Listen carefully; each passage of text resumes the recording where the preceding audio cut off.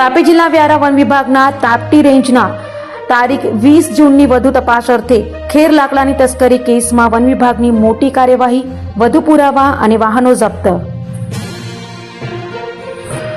સોનગઢ ખેરના લાકડાની તસ્કરીના કેસમાં તપાસ દરમિયાન આરએફઓ વિકાસ દેસાઈના મૃત્યુ બાદ વન વિભાગે તપાસ વધુ તેજ બનાવી છે. આ કેસમાં ઝડપાયેલા આરોપી નિતેશભાઈ અશોકભાઈ વસાવાના 4 દિવસના રિમાન્ડ દરમિયાન અનેક મહત્વના ખુલાસા થયા છે. આરોપીની પૂછપરછના આધારે વન વિભાગે અનામત જંગલ વિસ્તારમાં ગેરકાયદે કાપવામાં આવેલા ખેરના લાકડાના સ્થળોની તપાસ કરી હતી. ઉપરાંત અન્ય સંડોવાયેલા આરોપીઓને નોટિસ આપવામાં આવી છે અને મહારાષ્ટ્રના નંદુરબાર જિલ્લાના વિવિધ સ્થળોએ પણ તપાસ હાથ ધરી હતી. તપાસ દરમિયાન 2 રોઝ રિગ્ડ પોપટનો કબજો લેવામાં આવ્યો હતો. ઉપરાંત ગેરકાયદે લાકડાની હેરફેરમાં વપરાયેલી ઇનોવા કાર, ઇકો કાર અને બુલેટ મોટરસાયકલ જપ્ત કરવામાં આવી છે. લાકડા કાપવાના મશીન, કુહાડા, કોમતા સહિતના સાધનો પણ કબજે લેવાયા છે.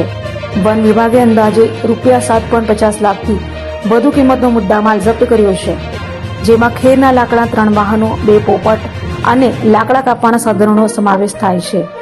આ સમગ્ર કેસમાં ભારતીય વન અધિનિયમ 1927 અને વન્યજીવ સંરક્ષણ અધિનિયમ 1972 હેઠળ કાર્યવાહી કરવામાં આવી રહી છે. વન વિભાગે જણાવ્યું છે કે કેસમાં સંડોવાયેલા અન્ય આરોપીઓને ઝડપી પાડવા માટે તપાસ હજુ પણ ચાલુ છે.